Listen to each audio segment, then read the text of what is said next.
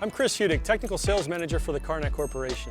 220 Fibered Emulsion is a great black asphalt coating that can be used by itself on weathered, alligator asphalt roofs to give an extra layer of protection from the weather. It also is a great coating to put down as a prime coat prior to putting down a reflective coating of either silver or white elastomeric coating.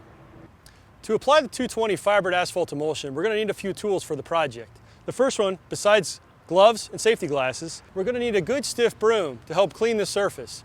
A soft fibered brush is best to apply this product. 220 can also be sprayed with airless spray equipment.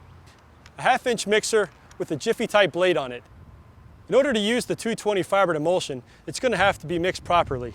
And throttle easily so that the material doesn't spray all over you.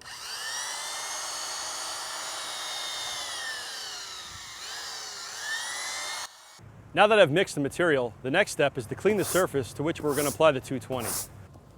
I'm now going to take the material, I'm going to pour it onto the roof.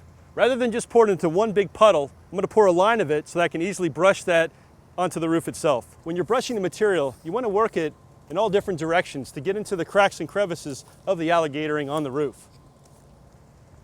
Apply the 220 emulsion at 4 gallons per 100 square feet. That's equivalent to about 1/16 of an inch thick.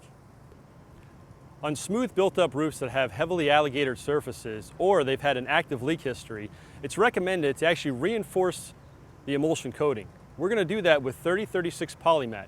That's a great way to actually strengthen the coating, bridge over the cracks and gaps, and really seal it up. It also is a great alternative to roof replacement as long as the insulation and the roofing system itself is dry. If there is anything wet, always cut that out and replace it with like materials first. First step here is to put some emulsion coating down of the 220. I want to make sure I go a little bit wider than my fabric, which is 40 inches, and out only about 5 to 6 feet. That way the material stays wet so it can fully saturate the 3036 polyester membrane. Next I'm going to take my roll and lay it into the wet emulsion coating. Remember, only roll out a small amount. The coating has to be wet to fully saturate the fabric. Then it's good to take your brush and just kind of go over top of it here. That's going to push the coating to the bottom and up through the fabric. Once that's done, we're going to take some more 220 emulsion, put it over top to completely cover the fabric.